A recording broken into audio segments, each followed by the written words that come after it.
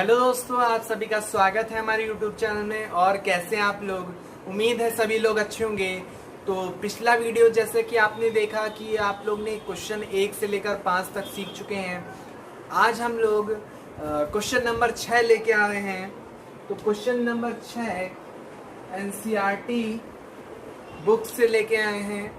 और question number 6 कहता है हमको P/Q के रूप में P/Q के रूप में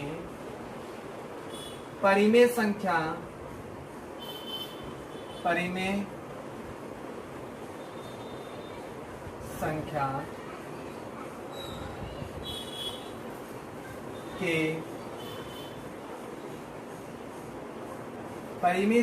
के उदाहरण लेने हैं तथा P/Q के रूप में अनेक परिमेय संख्या का उदाहरण लेना है। तो हम लोग लिखें P/Q के रूप में परिमेय संख्या का उदाहरण लेना है तथा जिसका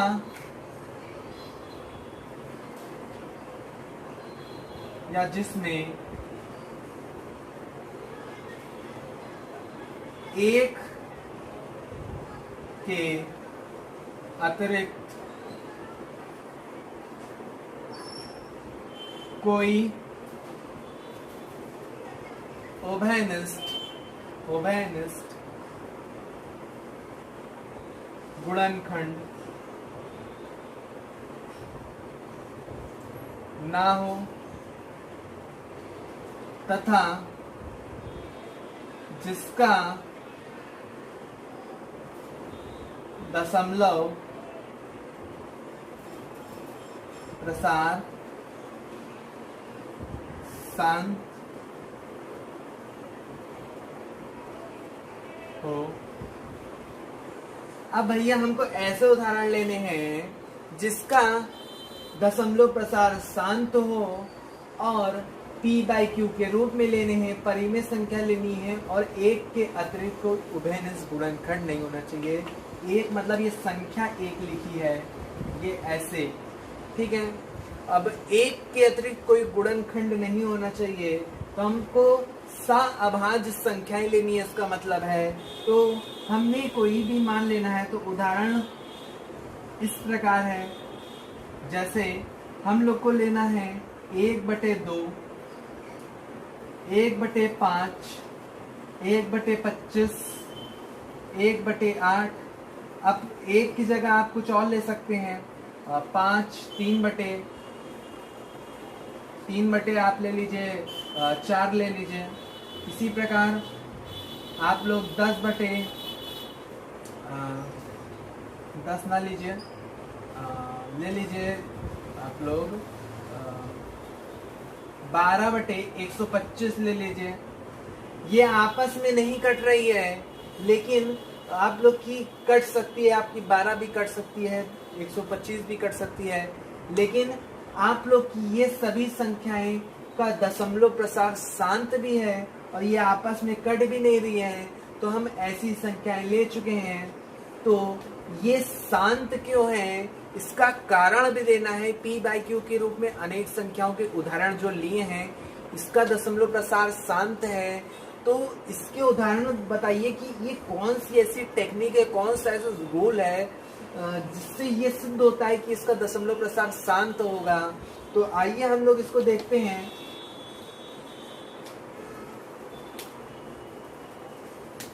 चलिए, यदि किसी भी परिमेय संख्या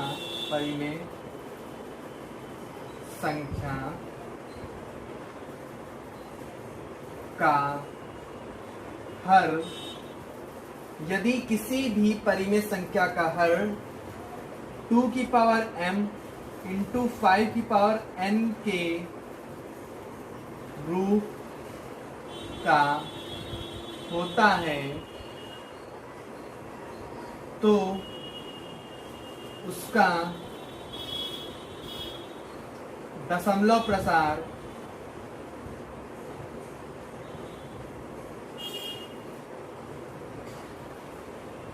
शांत होता है।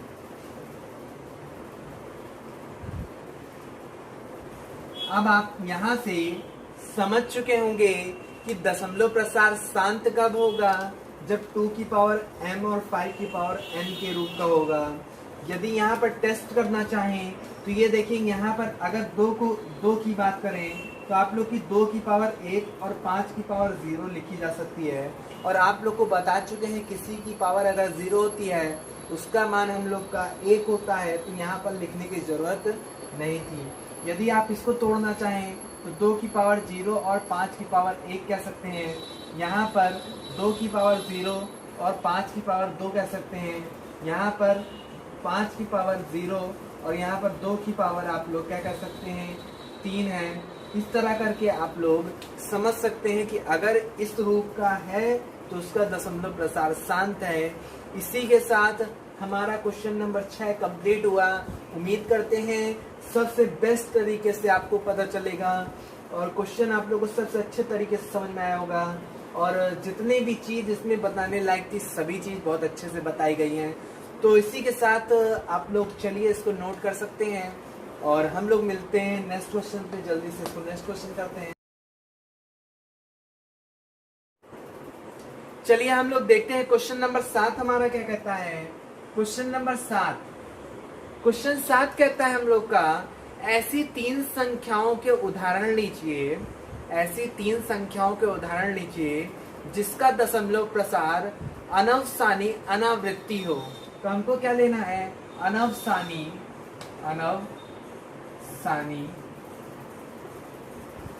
अनावृत्ति वाले उदाहरण लेना है, अनावृत्ति।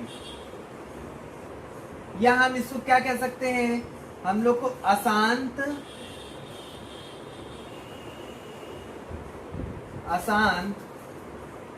आवृत्ति, अनावृत्ति, अशांत अनावृत्ति।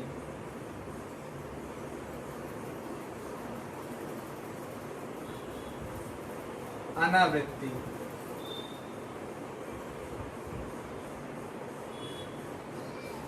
हम लोग को अनवसानी अनावृत्ति या अशांत अनावृत्ति उदाहरण क्या है, इस प्रकार है। देखिए उदाहरण देखिए।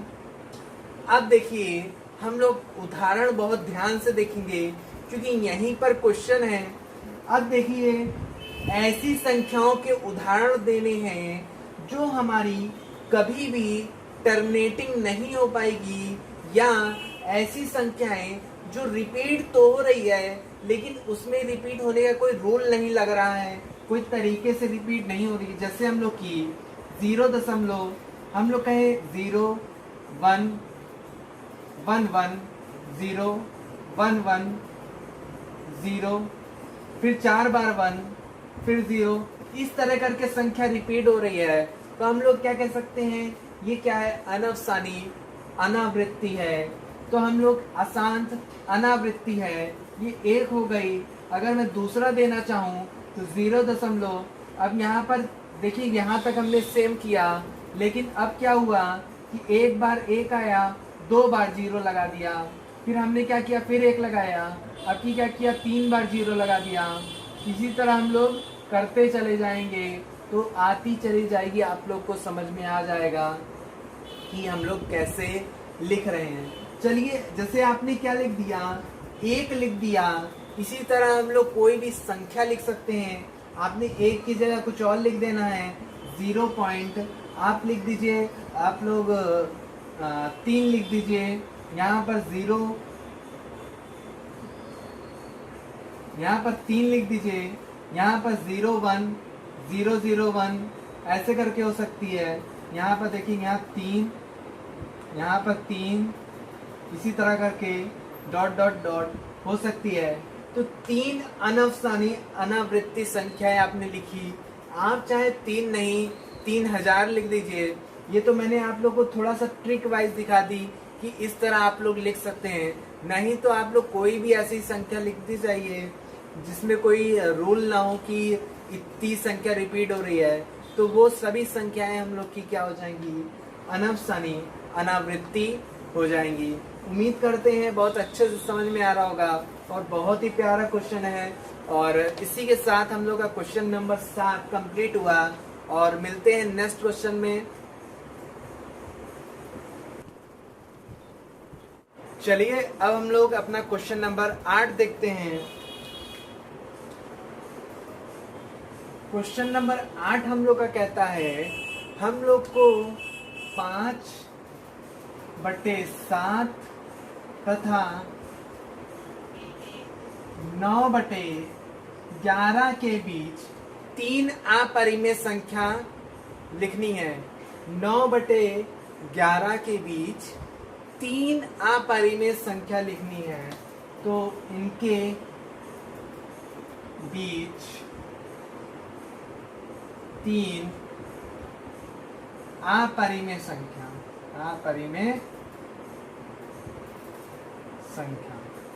अब भैया हम लोग कुछ रफ करते हैं जिससे हम लोग ये जानते हैं, ये समझते हैं कि हम लोग 5/7 और 9/11 के बीच कैसे हम लोग अपरिमेय संख्या निकालेंगे।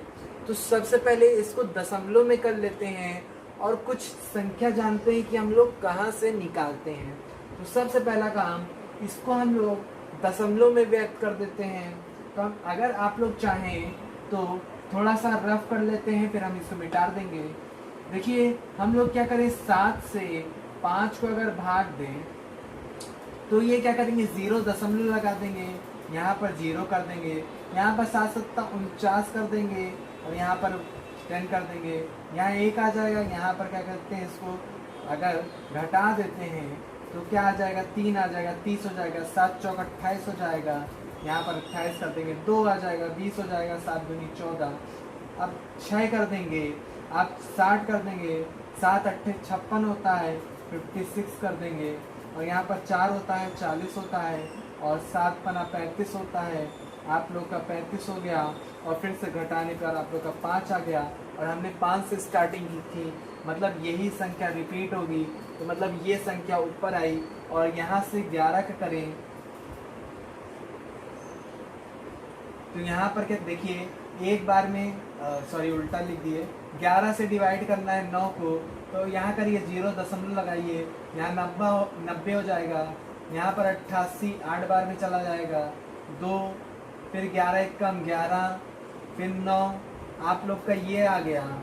ठीक है, तो हम लोग यहाँ पर क्या करेंगे, बार लगा देंगे क्योंकि ये संख्या रिपीट होगी। अब देखिए बहुत ही ध्यान पूर्वक हम लोग करेंगे और थोड़ा सा हम लोग मिटार के चेक करते हैं कि हम लोग का आया क्या। ये देखिए हम लोग का ये मिटा देते हैं। फाइनली हम लोग का क्या आया, हम लोग का 5/7 इक्वल टू ये होता है और अगर 9/11 का बोलूं, 9/11 का मान ये आता है। अब हमको फाइनली इन दोनों के बीच क्या निकालनी है, परिमेय संख्या निकालनी है। तो हम लोग क्या ले लेते हैं, यहाँ पर 7 से बड़ा लेना है और 8 से कम लेना है। तो हम लोग को पहली परिमेय संख्या, पहली अपरिमेय संख्या, पहली फर्स्ट अपरिमेय संख्या, अपरिमेय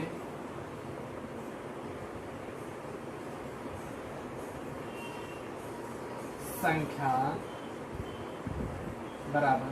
अब ध्यान से देखिएगा हम लोग क्या करते हैं, हम लोग क्या करते हैं 0 7, अब 1 है, 1 के बाद 2 ले लीजिए, फिर 0 ले लीजिए, फिर 7 2 कर दीजिए, फिर 00 कर दीजिए, फिर 7 2 ले लीजिए, फिर 000 कर दीजिए, डॉट डॉट डॉट इसी तरह चलता जाएगा। इसके बाद आप क्या ले सकते हैं, ये 2 हो गया, यहाँ पर 3 कर लीजिए, अब इससे बड़ी है और इससे छोटी है।